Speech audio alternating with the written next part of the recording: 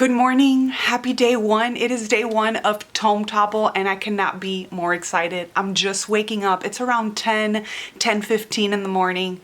I know, half of y'all have been up for like 3-4 hours already and here I am just rising from my beauty sleep. I'm gonna get myself situated, we're gonna get some coffee, and then we're gonna pick our first read. I'm thinking of adding all the books to a TBR jar and then picking from there. So we shall see what the reading gods bless us with reading for the first book of Tome Topple. I'm dancing in my boots. Okay, so coffee acquired. I was gonna put everything like on little papers and put it in here, but like, that seems like too much work. So I think I'm gonna find like a random generator and put all the books in there, and that's how we're gonna choose our books. I'm hoping to either get Dreams of the Dying or maybe Halcyon. I don't know, we'll see. I'm like super giddy, super giddy. So I have added all the names in a wheel, like a random wheel, a random wheel generator, and we're gonna go ahead and choose our first one. I'm so nervous and excited. The book that wouldn't burn. I don't know why I'm so up close to you guys. Sorry for invading your space. So that's what we shall be reading first, is the book that wouldn't burn. I'm super excited. Let's read the synopsis, shall we? The boy has lived his whole life trapped within a book-choked chamber older than empires and larger than cities. The girl has spent hers in a tiny settlement out on the dust where nightmares stalk and no one goes. The world has never even noticed them. That's about to change. Their stories spiral around each other across worlds and time. This is a tale of truth and lies and hearts and the blurring of one into another. A journey on which knowledge erodes certainty and on which, though the pen may be mightier than the sword, blood will be spilled and cities burned. That sounds so incredibly good. This freaking cover, man, is so beautiful and there's so much detail in it. Like at first glance, you know, you just see like what seems like a very elegant library, but when you look close to all the details, it's just stunning. So this is what we're starting with. I'm so excited. Let's get the reading on the road. What does that even mean, get the reading on the road? What does that even mean? A little bit of reading music. First things first, we must remove the cover.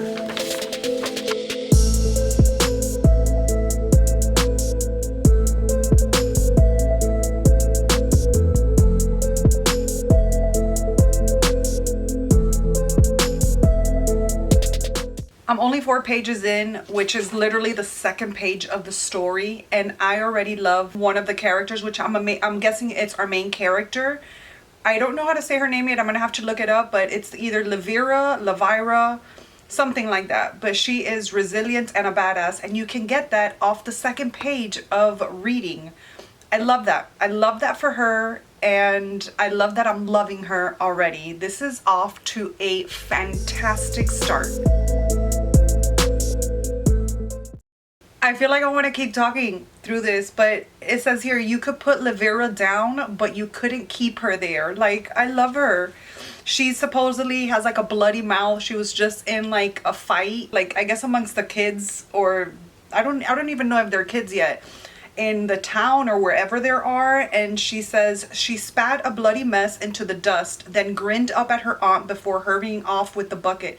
Her aunt comes after this whole fight thing. She's all bloody, the Vera, and the aunt comes and tells her that the beans need washing, and so she loves going to the well. And so after this fight, she spits out the blood, and she's like, all right. She grins at it. Like, I could picture her grinning. We still haven't gotten like a description of her, but I could picture her grinning at her aunt with a mouthful of blood and running off. And then it says you could put Levira down, but you couldn't keep her there.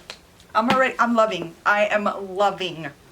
loving this book. The writing is seamless. The world is wonderful.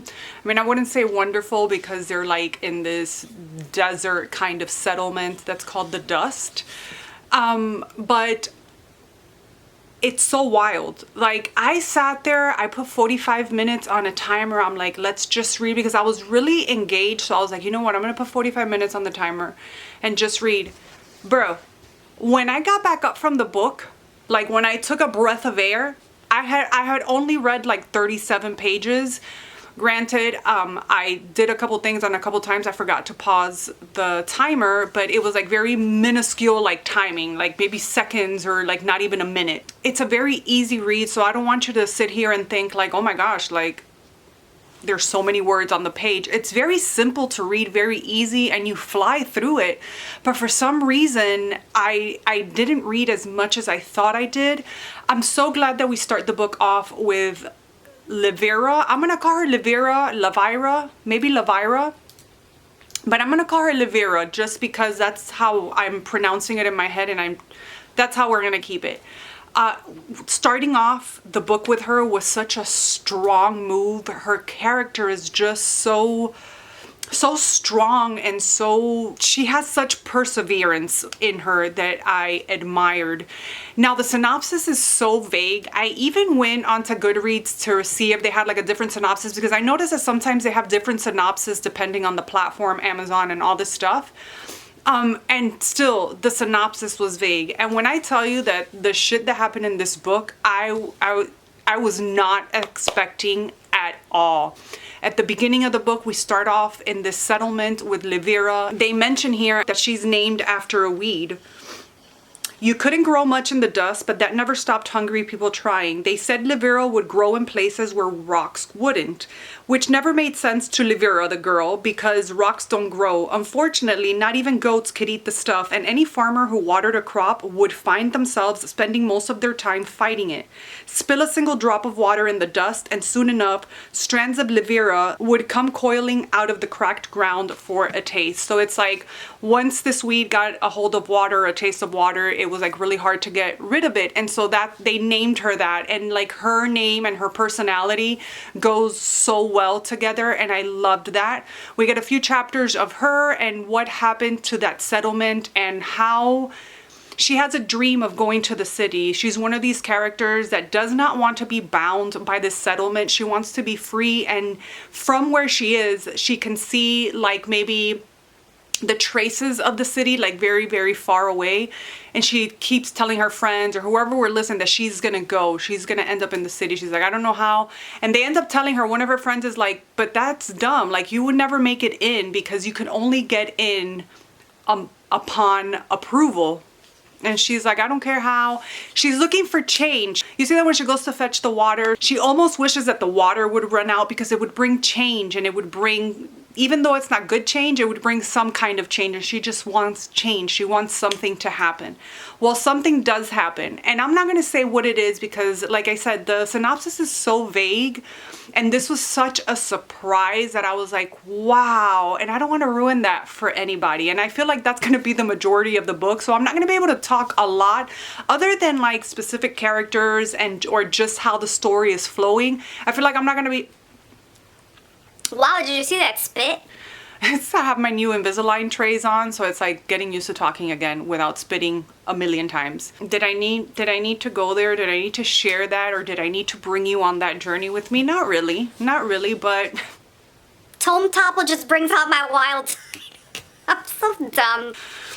Back to what I was saying, and I can't even remember. So yeah, this just big, like, action-packed part of the story comes up, and I'm like, oh my gosh, like what? This was so unexpected, and that was such a good surprise. It just like really wowed me and kept me really engaged.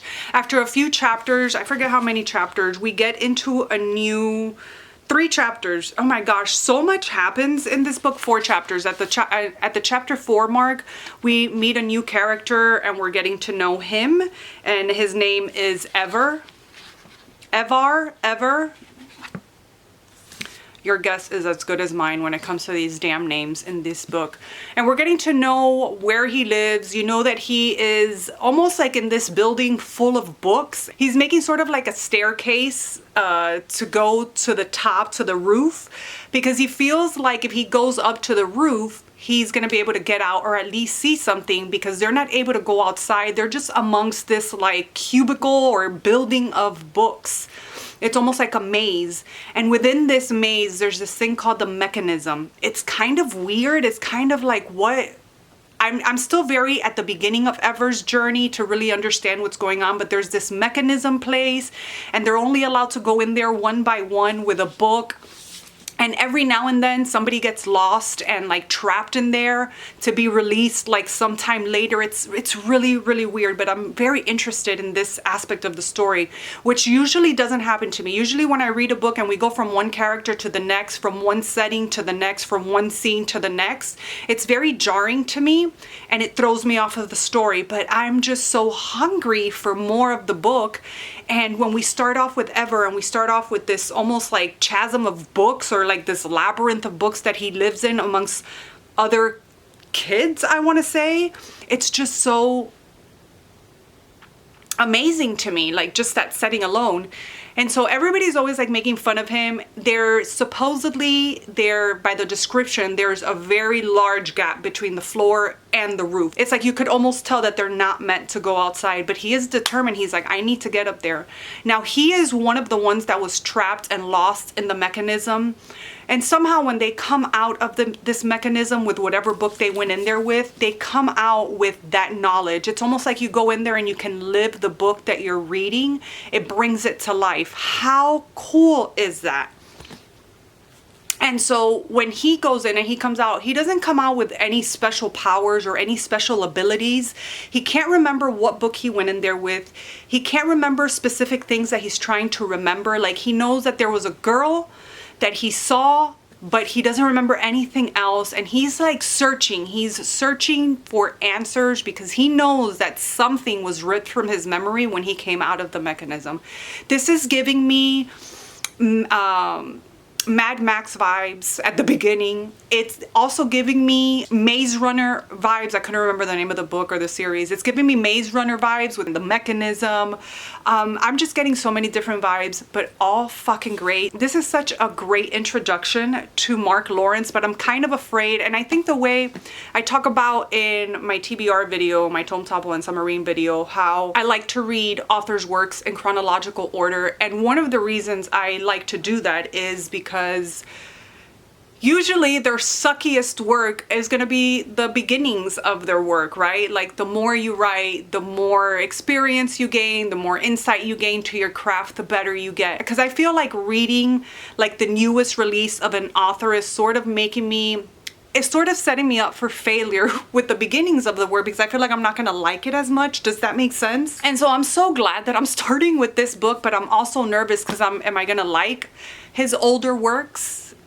Maybe I'm just putting too much thought into it, and you know, because I overthink things, but I'm really loving this. The writing is incredible. I've heard Mark Lawrence's writing is incredible, and from what the 36 pages that I've read, I can see it's just a very gripping, very enthralling way of telling a story, almost like fairy tale like, but not at the same time. Good morning, everyone. It is Sunday. It is day 3 of Tome Topple. I apologize for not updating yesterday, but I'm really not where I want to be with my reading, but that's not the reason why I didn't update. In the weekends, I think I've said this before. I know I've said this many times on vlogs that haven't made it up onto YouTube, but I have a really hard time reading in the weekends because it's when my husband's off and we just hang out and, you know, eat shit. And so I don't get as much reading as I want during the weekends. Hopefully during the week I can make up the for lost time, which I'm really not trying to make up for anything. I mean, I set all these like high goals, which I am most certain that I can keep up during the week,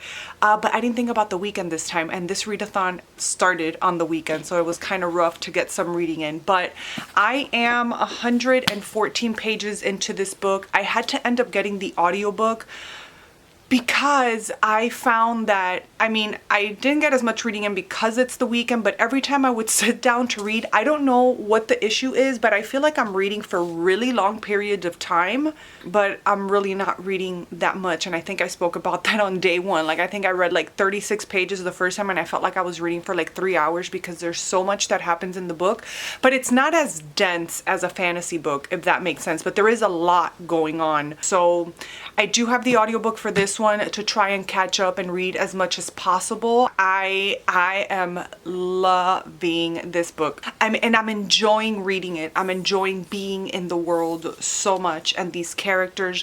There are a couple of things that I'm like, oh my gosh, I really was not expecting these things from this book. I know I mentioned that at the beginning, but there's still more stuff coming out that I'm like, wow, this is just like, I'm so in love. I love the writing. I'm confused about some things, but again, I'm only 115 pages into a book that's like 500. How big is this book? 540, 50 plus pages. And so I know that I haven't even scratched the surface, but it is just so surprising, so unique to me, and I'm really, really in love with the writing. What are you doing? I love you so much. I love you. Thank you. Oh my goodness. It is day 4 of Tome Topple, and it is currently 1:49 in the afternoon. And I have a little update, not so much as a reading update as far as my experience and my love is going, because everything is still the same in that aspect. There's a lot that has happened. I feel like I keep on coming on here and saying there's a lot that has happened, but every time there is a lot that has happened. There's so much going on in this world, but yet it feels so simple. I told you guys that I went to the audiobook, and it's Lavira is how you say her name. Lavira. Oh, I love her. I still love her so much. She's probably going to end up being one of my favorite characters from this year. Just her tenacity and her need to ask questions and know and like go against the grain. I just love her for that. I love that the majority of this book takes place in a library, and although for me, in order to grasp the grandness of this library, it's gonna take a lot more. I'm really bad with picturing like very grand things, and the way they're explaining this library, it's like super tall, like never ending. There's like hidden ways and different pathways. It's just crazy, and I'm loving that about it.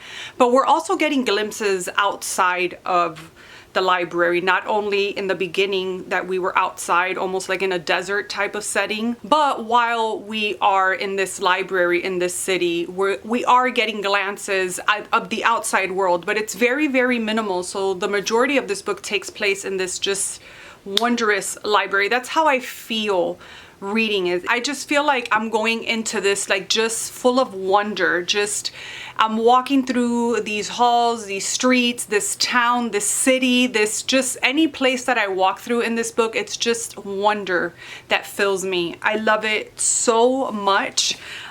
So what I do have is my progress in reading. So last night I got to the 195 page mark. Still not even remotely close to where I want it to be today. But right now I'm at around the 250 page mark. So yeah, I'm gonna go do my chores like a good girl. Just kidding. I'm gonna go work on some chores and see what else happens on this adventure. What the fuck? This book is taking such turns that I'm like, wait, what's going on? I've just been surprised left and right. I've felt rage, I've felt love, I've felt sadness. There's so many emotions wrapped up into this book that I'm just in awe of it. Seriously, I am in complete awe of it. It is day 6 of Tome Topple. Tomorrow is the last day in the first week. I have 3 hours, actually 4 hours, 3 hours and 54 minutes left of the audiobook. I mean, this is just ticking everything for me, everything. It is brutal because we do have creatures in this world, so, and vicious creatures. There are a lot of deaths, kid deaths, deaths of whole peoples, you know, so that part is rough. And how they're, at the beginning of the novel, we see the splitting up of this little community, this little village, and kids being ripped apart from parents and just families being ripped apart. It has its brutal moments, but then there's romance in it. There's a fantastical land with fantastical worlds. There's like different worlds, and there's almost like time traveling in the book as well. It's a really well-rounded fantasy novel, and I'm almost tempted to jump into book 2 right after I'm done with this, but that's not part of the plan, so we're really gonna try to avoid that. Let's see how this ends. I think I have about 140 pages left, so let's see how it ends, because we might be steering away from our TBR, which I really shouldn't. All emotions have been ticked off because now I am sobbing. Oh, this book is so good. Ah, okay.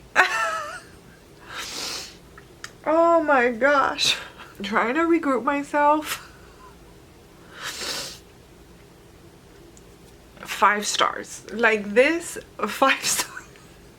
I'm not done yet. I'll be back. It's day 7 of Tome Topple. As you can tell, I've been crying, but I just wanted to come on here really quick and say that I have finished the book that wouldn't burn. That's why I'm like this. But I finished. I finished right at the week of Tome Topple.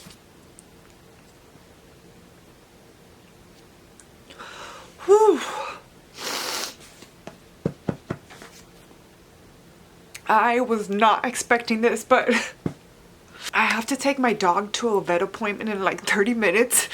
And this is how I'm looking. Oh my goodness. Oh my goodness. I need to get myself together. I was not expecting anything that I got in this book, especially not this. Like, I can't even think about it. You know what? We'll talk later. My battery needs recharging and I need to get myself together. So we'll talk in a little bit and then we'll pick my next read. Even though I don't know if I'm ready. I don't know if I'm ready for my next read. And I don't know if my next read is gonna be the second book to this series. Like, when it popped up on my Audible, I was like, oh my gosh, I am so tempted. I don't know how many pages that book is, so we will check and we will see what happens next. So we're back from the vet. This was such an amazing book, and I'm gonna be a little bit honest with you. When I went ahead and spun the wheel to choose the first read of the readathon, I was kind of disappointed that I did not get Dreams of the Dying, because that book had been on my TBR for so long. So when we got this as our first read, I was excited because I've been really wanting to read this and I had been curious about this book since it got sent my way, that I was like, okay, it's okay that we didn't get Dreams of the Dying. But after finishing this, I am so happy that this is how we started the readathon, because I couldn't have imagined a better way to kick off the readathon. I know it took me a week. I was hoping to read 2 books this week. Hopefully for week 2, I'm able to read 2 books and we'll get a total of 3 read for the readathon. I will be super happy with that. But back to this just gave me so much. I was so shocked when I went to go look at the reviews on Goodreads. Like, there was one that DNF'd it. There's like a bunch, like not a bunch, I wouldn't say like a bunch of 1-star reviews, but there's like a lot of 1-star reviews. And I was like, what? Did I read the same book? But books are so subjective that I should not be shocked. There are people that are gonna hate this book, obviously. But for me, this was everything. Just everything about this world. We had brutal scenes, we had nice scenes, we had romantic scenes, we had whimsical scenes, we had just any kind of emotion that I could have felt towards anything, or towards a book, towards anything. I felt it with this book. And when I shed my first tear for it, I was kind of surprised. When I sobbed for the first time, I was super surprised. It was such a well-rounded book. Is the writing going to be for everybody? No, it's not. I really enjoyed it. It was like fairy tale-esque type. This is my first Mark Lawrence book, since I think I've mentioned this like 10 times already. And you, Mr. Lawrence, are a new favorite just by this book alone. I'm hoping that for one of the spins in this readathon, we get Red Girl. Red Girl? Red Sister, also by Mark Lawrence. Because now I just want to read everything that he writes, because when I tell you that I loved this book, I'm giving it 5 stars. It's a new favorite. I want to reread it again and again and again. Because of the type of book that this is and the way that the story goes, this is a perfect book to reread, because there's so many things that I feel like I've missed along the way. And as I'm reading the ending, I'm like, wait, what was it that happened at the beginning? You know, and I feel like I missed so many things that now I'll be able to catch with a reread. And this is just the type of book, not only because of the size, but because of the subject matter and the contents, this calls for a reread, in my opinion, in my humble opinion. But just know that for me, this book was perfection, and I feel like everyone should read it. But if you hate this book and you end up reading it because of my recommendation and you end up hating it, I don't want to know. I don't want to know. You could keep that to yourself, because this will always and forever be a favorite. I just want to sit here and just look at it and kiss it and hug it and go back into this world, which I will be doing in July. Let me know if you want to see a vlog of me reading the second book. That book will probably be spoilery, because how can you not spoil a first book and when talking about a second book? So let me know if you're interested in watching or having a vlog for my read of the second book in this series. And we're ready to pick our next book. I am so excited for our next book. My spinning wheel should still be up. It is. So we're gonna spin and we're gonna see what we get next.